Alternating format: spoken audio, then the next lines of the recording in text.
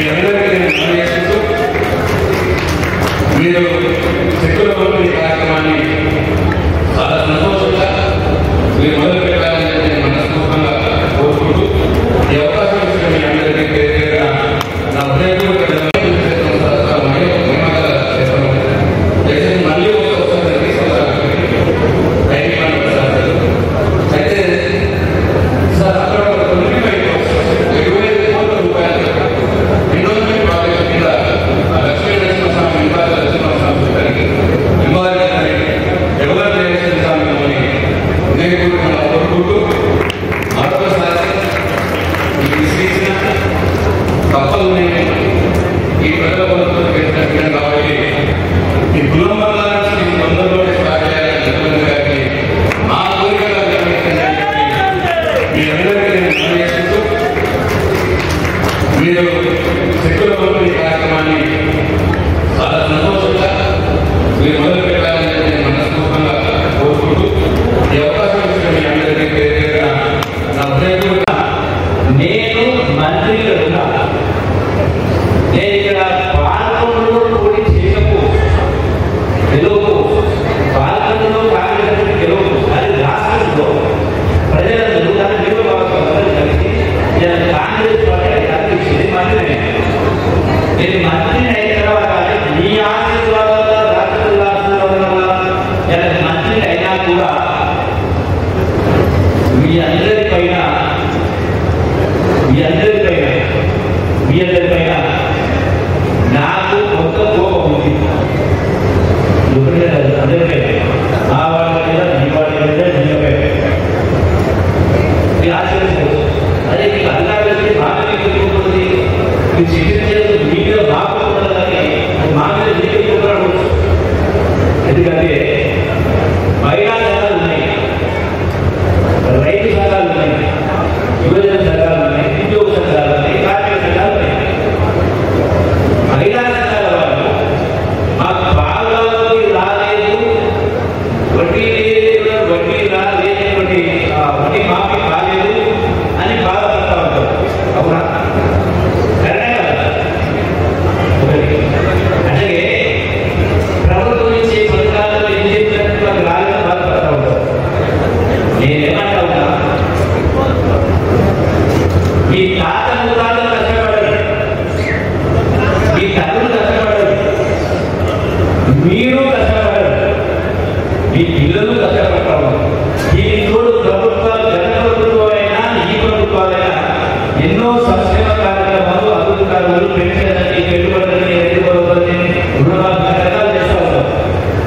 అటు అభివృద్ధి ఇవ్వచ్చు. అయినా కూడా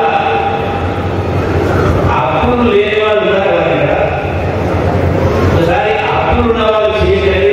మహా అంటే ప్రశాంత్ గారు అప్పు లేకపోవచ్చు, అప్పులు చేయాలి. అప్పులు లేవా? నేను పెడుతున్నా లేవా? అప్పులు లేవా? అప్పులున్నా చేయాలి కింద పడదు. నన్ను చెప్తా ఉన్నా అంటే ప్రతి మనిషి కూడా అప్పుంది.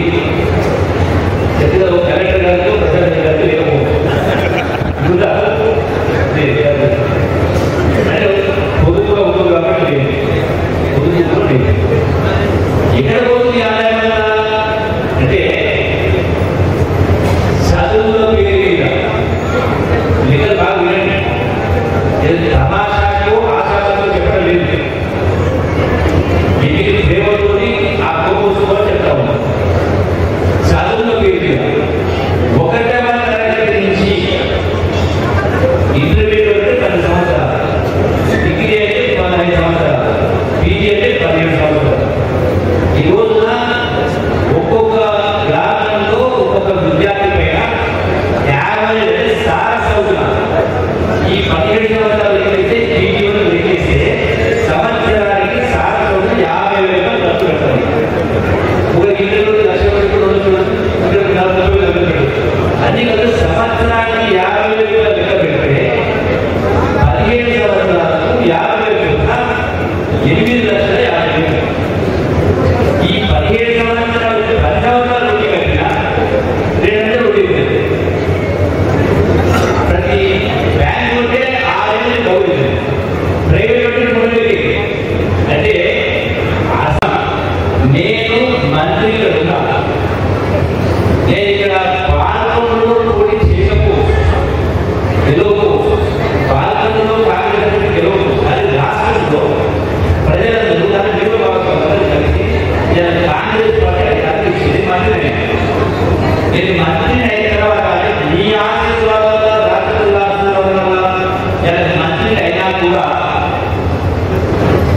మీ అందరిపైన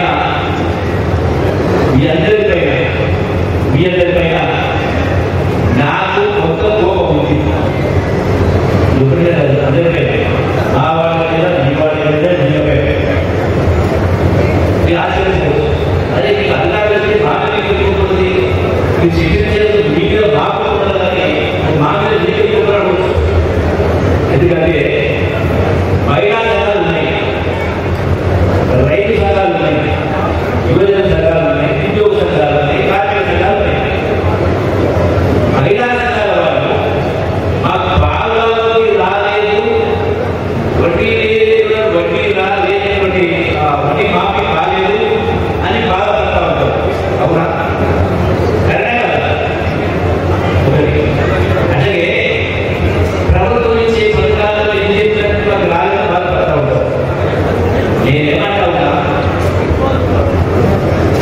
మీ తాత ముఖాలు కష్టపడరు, మీ తల్లులు కష్టపడరు, మీరు కష్టపడరు, మీ పిల్లలు కష్టపడతా ఉన్నారు. దీని తోడు ప్రభుత్వాలు, గత ప్రభుత్వాలైనా ఈ ప్రభుత్వాలైనా ఎన్నో సంక్షేమ కార్యక్రమాలు, అభివృద్ధి కార్యక్రమాలు, పెన్షన్లని, పెట్టుబడులని, ఎదుర్కోవాలని, రుణమాఫీ రకాలు చేస్తూ ఉంటాం. అటు అభివృద్ధి ఇవ్వచ్చు. అయినా కూడా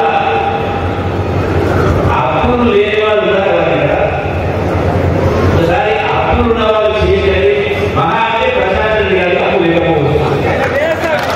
అప్పులు చేసేది ఎంత అప్పులు లేవా? నేను పెట్టినా లేవా? అప్పులు లేవా? అప్పులున్నా చేసేది కింద పడదు. నన్ను చెప్తా ఉన్నా అంటే ప్రతి మనిషి కూడా అప్పుంది. కలెక్టర్ గారు, ప్రశాంత్ గారు లేకపోవచ్చు. పొదుపుగా ఉంటుంది కాబట్టి పొదుపు ఎక్కడ పోతుంది ఆదాయం వల్ల అంటే చదువుల పేరు మీద లెక్కలు బాగా వినండి. తమాషాకు ఆశాలతో చెప్పడం లేదు, మీకు ప్రేమతోటి ఆ కోపం చెప్తా ఉన్నాం. చదువుల పేరు మీద 1వ తరగతి నుంచి ఇంటర్మీడియట్ అంటే 10 సంవత్సరాలు, డిగ్రీ అంటే 15 సంవత్సరాలు, పీజీ అంటే 17 సంవత్సరాలు. ఈ రోజున ఒక్కొక్క గ్రామంలో ఒక్కొక్క విద్యార్థి పైన 50 సారసవుతున్నా. ఈ 17 సంవత్సరాలు ఎక్కడైతే పీజీలో లెక్కిస్తే సంవత్సరానికి సారసవుతున్న 50,000 ఖర్చు పెడతారు. ఒక ఇంటర్లో 1,40,000 అన్ని కలిసి సంవత్సరానికి 50,000 లెక్క పెడితే 17 సంవత్సరాలకు 50,000 8,50,000. ఈ 17 సంవత్సరాలు 10 సంవత్సరాలు రొట్టి కట్టినా 200 రొట్టి. ప్రతి బ్యాంకు ఉంటే 6 బాగుంది, ప్రైవేట్ ఉంటే 3 అంటే అసలు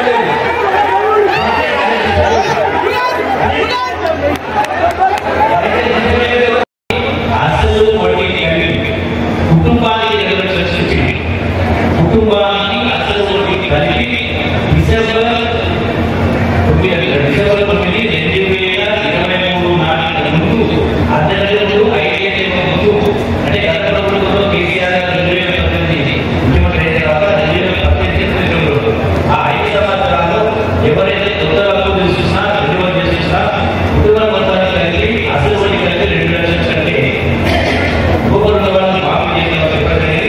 ఆ 2 లక్షల లోపల వాళ్ళకి మాఫీ చేయండి. అందులో కొందరికి ముఖ్యంగా సివిల్లో చూడడానికి కొంత తప్పకతో నమ్మకంతో అక్కడిక్కడ కొన్ని అంటే ఆధారంలో లేదంటే రేషన్ కార్డు కట్టడం పేరు అక్షరాలు కట్టడం అటువంటి పెండింగ్ వాళ్ళని సరిచేసి అవి కూడా ఇచ్చేటువంటి ఏర్పాటు చేయడం జరుగుతుంది. దీంతో పాటు ఇంకా ఈ రోజున సన్న ఓటర్లకు సంబంధించి మొత్తం కూడా బిల్డింగ్ చేసి సన్న బియ్యాన్ని కూడా ప్రతి రేషన్ కార్డు ఓటర్ కూడా సన్న బియ్యాన్ని ప్రతి గ్రామం కూడా రేషన్ కార్డు సరఫరా చేసే కార్యక్రమం చేస్తా ఉన్నాం. ఇటువంటివి చేసుకుని మాట్లాడండి.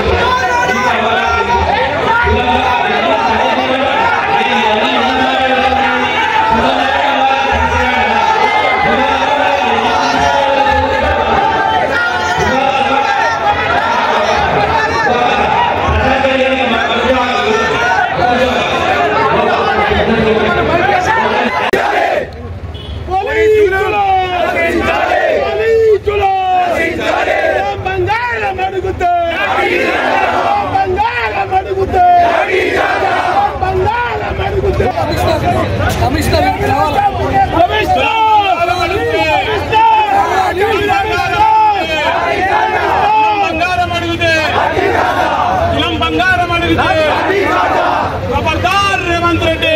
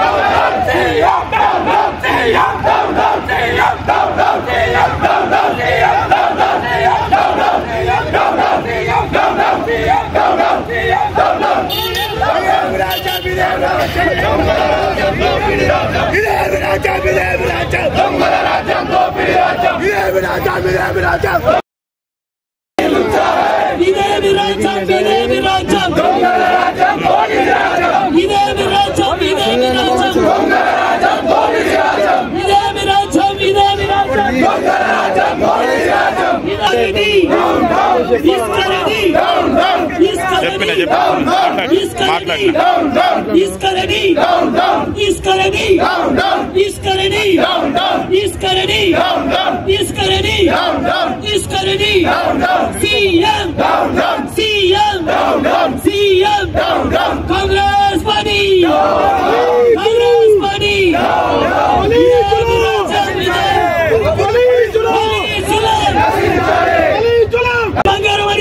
Congress party. Revant Reddy. Congress party. Revant Reddy. Congress party. Uske ready.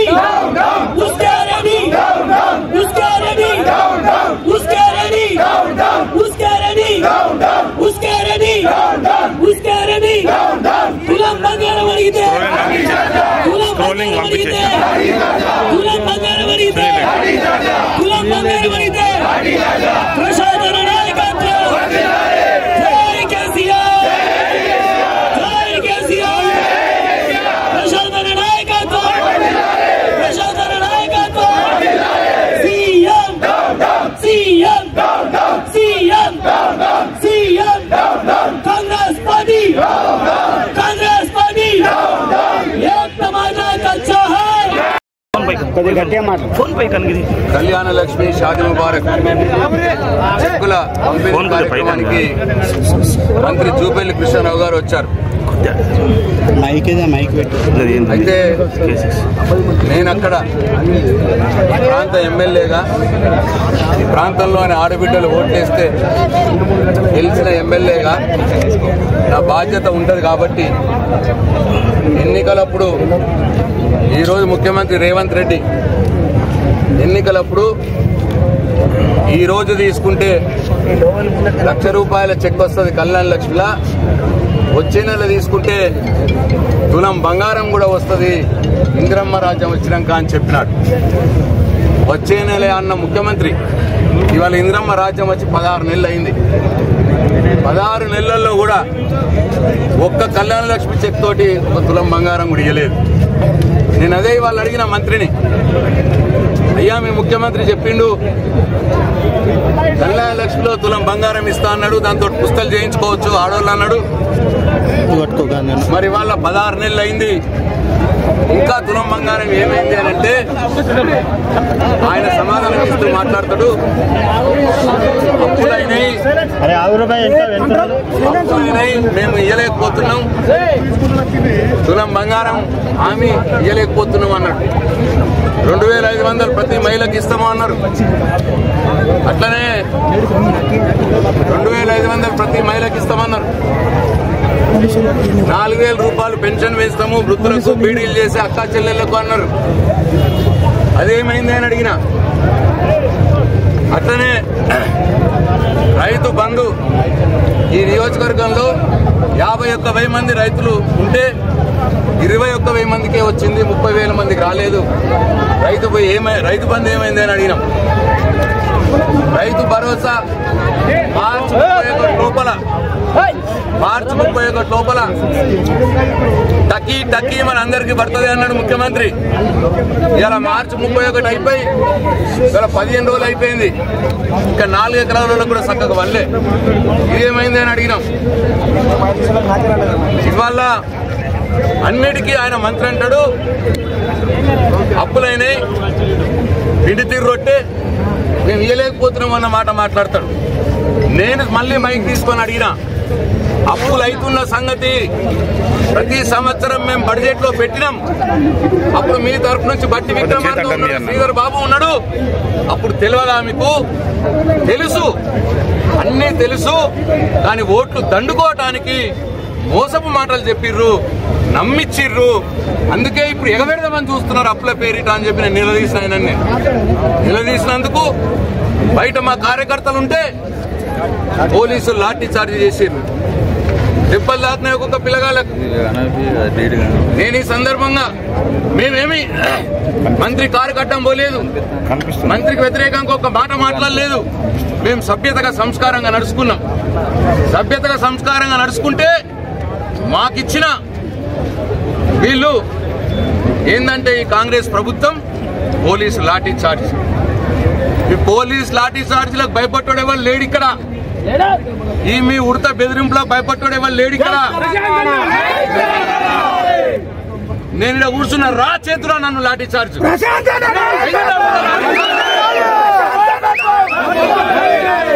నువ్వు ఎంతమంది పోలీసులుగా లాఠీ చార్జ్ చేయించినా తులం బంగారం అడగక మానము. 2500 మహిళలకు ఇచ్చేదానిక మేము అడగకుండా ఉండము. రైతు రుణమాఫీ మొత్తం అయిందానిక మిమ్మల్ని నిలదీస్తాం. రైతు భరోసా మొత్తం ఇచ్చిందానిక మిమ్మల్ని నిలదీస్తాం. 4000 రూపాయలు పెన్షన్ పెంచేదానిక, ఆడబిడ్డలకు బీడీలు చేసే అక్క చెల్లెలకు 4000 రూపాయలు పెన్షన్ పెంచేదానిక కూడా నేను నిలదీస్తూనే ఉంటాం. నీ లాఠీ దెబ్బలకు బెదిరేటోడు ఎవరు లేడు అని చెప్పి నేను ఖబర్దార్ కాంగ్రెస్ గవర్నమెంట్, ఖబర్దార్ స్థానిక మీ ప్రతిరోజు everyday is not Sunday book లో రాస్తున్నాం పోలీస్ అధికారులది. ఎవరైతే చట్టాన్ని అతిక్రమించి మా కార్యకర్తలను భయపెట్టాలని చూస్తున్నారో, మా కార్యకర్తలను లాఠీలు దెబ్బలు పెట్టి మమ్మల్ని భయపెట్టాలని చూస్తున్నారో ఆ పోలీస్ అధికారుల పేర్లు రాసుకుంటున్నాం మేము. జాగ్రత్త సుమా. వీడియోలు కూడా అన్ని ఉన్నాయి మా దగ్గర. హ్యూమన్ రైట్స్ కమిషన్ కు పోతాం, కోర్టుకు పోతాం, ప్రజాక్షేత్రంలో పోతాం. మీ సంగతి చూస్తాము. మేమేమైనా తప్పు చేస్తే లాఠీ చార్జ్ జరగాలి. ఏమన్నా మేము అడ్డం కూడా పోలే. నేను ఒక మాట కూడా చెడుగా మాట్లాడలే. ఎవరు కూడా ఏమనలే. తులం బంగారం ఫ్లెక్సీలు పెట్టుకుని చూపిస్తే పట్టుకుంటే తప్ప, తులం బంగారం ఫ్లెక్సీలు పట్టుకుంటే తప్ప అడగద్దా ప్రజల పక్షాన? మేము ఉన్నదే ఎందుకు ప్రతిపక్షం? బరాబర్ అడుగుతాం.